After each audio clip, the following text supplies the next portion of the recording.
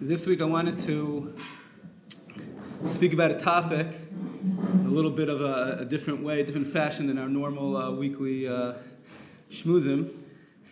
The pasuk says in this week's Parashat, in Parashat Behar, in Parashat pasuk Yud Zayin, Lo sonu ishes amito. Literally translated, you shouldn't hurt the feelings of another person. And normally when we think about speech, we talk about the power of speech, the power of our words. We always think about lashon hara, gossiping, etc. But the Torah teaches us that there's another mitzvah. It's one of the 613 in the Sefer Achinuch. It's mitzvah Reish Lamed Ches 338. There's an avera to hurt the feelings of another person. Some Rishonim even say that you get malchus. You get lashes for hurting the feelings of another person. The Sefer Achinuch disagrees, but Beis Yosef, in the beginning of Choshen Mishpat, he brings some Rishonim that you get malchus for hurting the feelings of another person. What does it mean to hurt the feelings of another person? It means joking around. It's just a joke. But you could hurt the other person's feelings. It could be without words. You could just make a small gesture that it's clear, like... And the other person gets hurt because you made a move like that. Anything. It doesn't have to be public embarrassment, but public embarrassment could be sending an email to a reply all, and many people are included with a certain comment that you write in, or some letter written to the public that could hurt someone. All of those things are part of this Isser of Onaas Devarim, causing anguish, hurting the feelings of another person. It even applies to children. And therefore, a parent has to be very careful when they're trying to discipline their child that they don't hurt the child's feelings. And sometimes a parent could get all upset, could be in the moment, etc. And in their mind, they're doing chinuch, they're doing the act of chinuch, educating, trying to correct their ways. But there's some emotion over there, and that comes out, and therefore they unnecessarily hurt the feelings of their child. That's an avera. It's a little kid. The story of the Stipler Gaon. It was one of the Torah giants of the last generation. So he once showed up at someone's bar mitzvah, the child's bar mitzvah. He wasn't specifically close to the family. The family was obviously very honored that their son, the Gadol Ador, came to visit at the bar mitzvah to say Mazel Tov. Then he went to say Mazel Tov to the boy, and he bent over into the boy's ear, and he said something, and that was it. Walked away and he left. And the father of the boy was very curious. Well, what's going on? He appears at the bar mitzvah, and then he says Mazel Tov, and he whispers something there. What did he say? So he went to ask the Stipler, what was that about? So he said, a number of years ago, on Rosh Hashanah, we were davening in shul, and there were a bunch of kids playing outside of the shul. And they were making a lot of noise. They were disturbing the davening. So I tried to quiet them down, but they continued going. And eventually I went outside to ask the kids to quiet down a little bit. We're in shul, we're davening, need to concentrate. And when I went outside, I saw this boy, your son, standing over there in the corner. And I went over to him and I reprimanded him. And the boy said, actually, I just came over here to find the book, to find the sefer. All the boys that were making the commotion, that were playing, the second they saw you, they ran away. And he said, I realized that I caused him unnecessary pain. I hurt his feelings, but I couldn't ask mechila. I couldn't ask for forgiveness. Because a child can't forgive. So I've been waiting till this boy would become bar mitzvah so I could come and ask him for proper forgiveness. So the day of his birthday, I've been always calculating and watching and waiting. It was so much on my mind, it bothered me so much that I did this, that I showed up at his bar mitzvah, I asked him mechila, I whispered in his ear, and he forgave me. That's to a kid, a little kid. Kal v'chomer, an adult, a friend. And unfortunately, it's like common. We joke around, a little cynical, a nickname. is part of the Avera of Onaas Devarim. Call someone a nickname. Hurt the person's feelings. It's joking around, but it's at the expense of someone else and it really hurts them. And even if you don't think it hurts them, very often it does. To one's wife, this applies. And sometimes people think that the more they're in love, the more they could joke around a little bit. We're so close, we could joke around.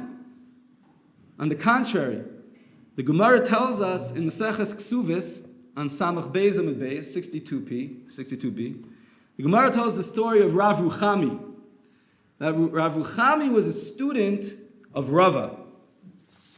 And the Gemara says, Ki had Rav Ruchami, have a shchiach kamei the Rava b'Mechuza. He would always go to learn by Rava, his Rebbe, in the city of Mechuza. And he'd be there the entire year. He'd come home on Erev Yom Kippur. Every year that's what happened. He'd be away the whole year, and he'd come home on Erev Yom Kippur. Have a rugel, the havi asi lebesi. He'd come home to his house, komala yuma de Kippuri, right before Yom Kippur. One year, he got so engrossed in his learning that he miscalculated what the day was. And he came late. And his wife was standing by the door, and she was saying, Hashta asi, Hashta asi. Oh, maybe now he's going to come. Oh, maybe now he's going to come. She was waiting. Lo asa. But he never came. Chalash daite, she was really down and out. And a tear, one tear came out of her eye. She was in pain, the fact that she was waiting for her husband, and her husband didn't come. So she cried. At that point, Rav Ruchami was sitting on a high floor, and the floor caved in, and he died at that moment. And the Shulchan Aruch writes, this is brought down in Shulchan Aruch, in Chosh and Mishpat, in Reish Chav Ches Seif Gimel, 228.3, Tzarech li zayer. A person has to be careful. Be'onaas ishto. In causing grievance, causing pain to his wife. L'fi shedamasa mitzuya. Because she could cry more easily. And the Behar brings, the Gemara in Bava Metzia, a woman is softer in her nature. The little pain, he bocha. She goes ahead and she cries. Hashem is very, very, very careful about crying. It says that even though the gates of tefillah on some level is locked, but when you cry, that opens everything up. So the worst thing that you could do is make someone cry. A woman who's softer in nature, a little nothing, could cry. Sometimes you might have seen it. It's a horrible thing. You're at someone's Shabbos table and you see the husband makes a joke with his wife. It's cute. It's not cute. It's horrible. It's destructive. He died because of this. This Amora, who was a big Talmid Chacham, learned by Rava all year long. That's what the Gemara is coming to teach us. We have to be extra, extra careful with Onaas Devarim, with how we speak to people, how we react, certain ways that we gesture and comment. Be extra, extra, extra careful. The Yalkut Shimoni in this week's Parsha says something very interesting. It says the story of Rabbi Yehuda Hanasi, one who compiled all of our Mishnayos. The Yalkut Shimoni says that Rabbi, he made a meal for his students. And he brought in front of them dishes of tongue. Some of them rachin, some of them were soft, and some of them were hard. And he put it in front of them, and he said, pick whatever you want. And obviously the students went and picked the soft ones. Who wants to eat hard tongue? They went for the soft ones. And the second he went for the soft ones, Rabbi Yehuda Hanasi said to them, my sons, Bini, kach yeh leshomchem, rach, elu imelu. So should your tongues, your speech, be soft with each other. Now you look at this and it's like, okay, it's very, very nice. But this Rabbi Yehuda Hanasi had to just tell it straight, like, be careful the way you speak. You have to make tongue and cook the whole thing and put it out and make a whole production for your Talmidim. Ad kedei kach. That's what you had to go to teach this lesson? He wasn't teaching beginners here. He was Rabbi Yehuda Hanasi's Talmidim. What's the deal? So I saw someone suggest the following answer, and it hits home, obviously, during this time period of Sfiras HaOmer. He quoted a letter from the Chafetz Chaim. In the Sefer Chafetz Chaim, in some of the editions, there's Mechtavim v'Takanos, letters that the Chafetz Chaim wrote. Chafetz Chaim died in 1933. So this is, in the early 1900s, this letter was written. And he writes, and he sent it out to far and wide. He says, I want to speak a little bit about things that are bothering me. He mentions one thing. He says, Vishenis, the second thing that's bothering me is Tsar li ma'od, it pains me tremendously. That there's so much disagreement and argument and fighting amongst the Jewish people. Every single day there's this side and that side. Everything is public. People put it out in newspapers. And then they send it out to different corners and get a lot of signatures. This side gets a lot of signatures to back his side, and that side gets a lot of signatures to back his side. It says, one person even borrowed the term that we speak about the night of the Seder, that whoever speaks about Yetzias Mitzrayim a lot, he's praiseworthy. They said, whoever has the most signatures, he's praiseworthy. They stole that term. The Chafetz Chaim says, I say, whoever has so many signatures, who marbe machlokes b'Yisrael. He's just adding on more fighting amongst the Jewish people. He says, you made the entire exile into a furnace, a fire. Every single day, there's more and more and more. Now, this is before Facebook and social media, that, the second you put something up, the whole world finds out about it, and people comment this way, people comment that. We're talking about a simple newspaper that they barely could print, and they sent it around. He said, that's what was going on. He says, every day there's a new machlokas. It's so bad. And he writes that everyone thinks that their side is right. Of course, everyone thinks they're right. And the other person is the problem. And therefore, since he's right, he's not going to get a punishment. Ta'uz gedolihi. He's making a big mistake. Even if he is right and the truth is on his side, nevertheless, in every situation, people always feel good when they're starting to win. At the end of the day, they want to win. And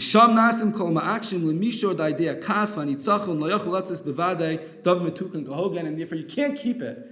When you want to win and you get a little bit angry in the middle of the discussion, there's no way that you can keep it straight, keep it l'shem shemayim. And even if you're right and your side is right in the argument, you are still going to get punished. And he says as follows: the Chil Hashem involved is tremendous.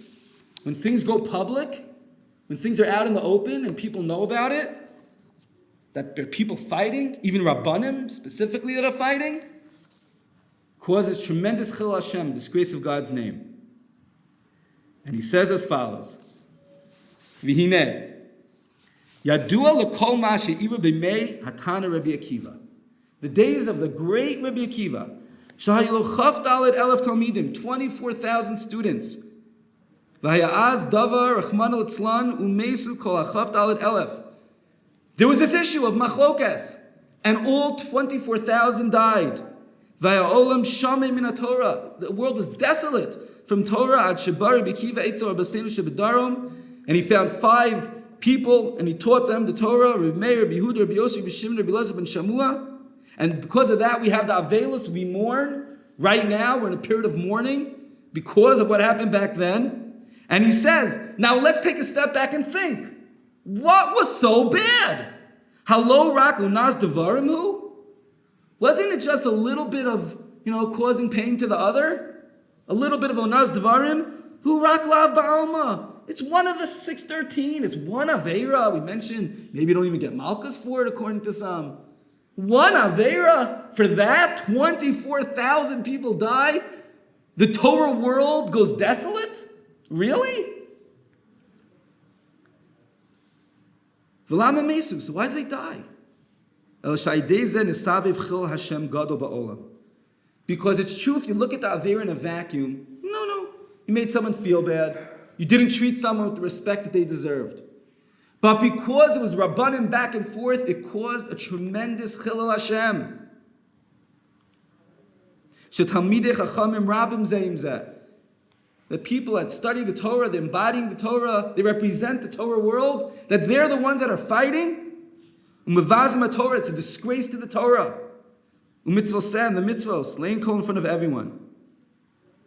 Valzani Omer, and therefore I say, Mori v'Rabosai, Lama lo nira me'arzi alavonon. Why can't we should be afraid to engage in strife, to engage in machlokas with these cedars of Lebanon, i.e. the students of Rabbi Akiva, Kedosh Elyon, were so holy. Each one for sure thought his side was right, and he wasn't doing anything wrong. The other guy was doing the thing wrong. It's the other guy's fault. V'lo love, not me. And still we see what happened. All the Torah that they knew, and all the Torah that they learned, and all the Torah that they toiled in day and night didn't protect them from this.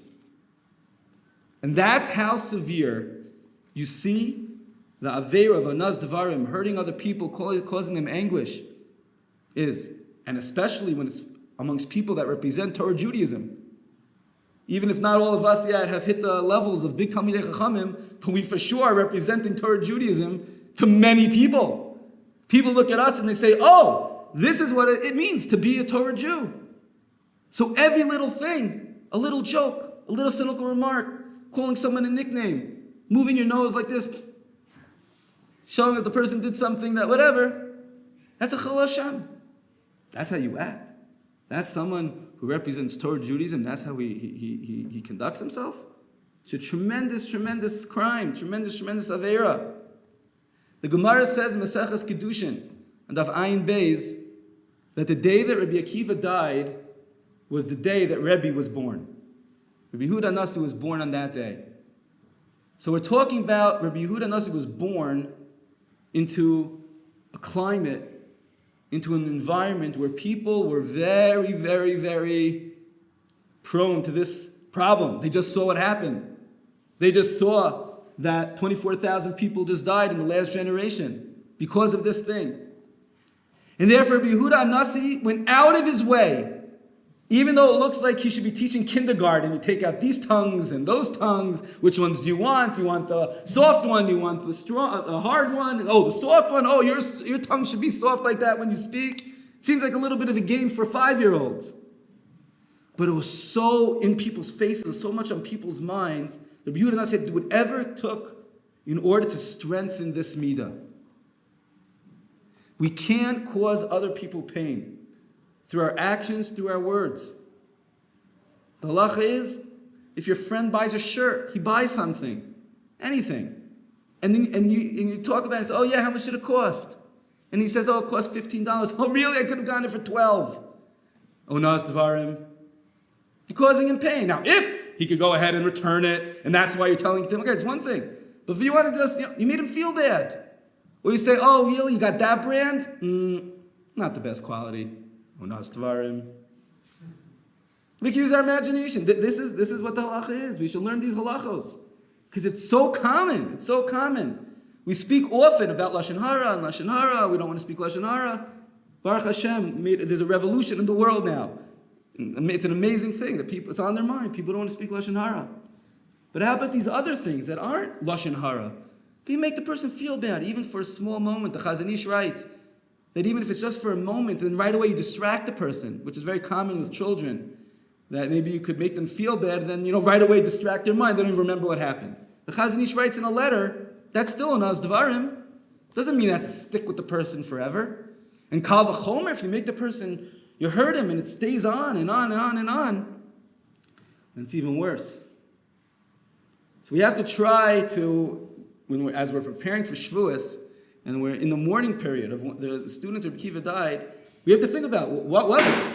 What was it that they did? And we have to try to strive to perfect ourselves, to perfect our speech, not just negative speech, but even what they call parva speech. It's not bad, it's not good, but it could hurt someone. It can hurt someone in different ways, through our emotions, through our speech. Be'ez Hashem will continue to be matar ourselves, to purify ourselves through the days of Sfiras HaOmer, and be able to have that beautiful kli, that beautiful utensil of our mouth, to be able to only elevate other people, make them happy, make them feel good, and allow other people to be matzliach and hit their success the way that we should always try to do. Shavua Tov.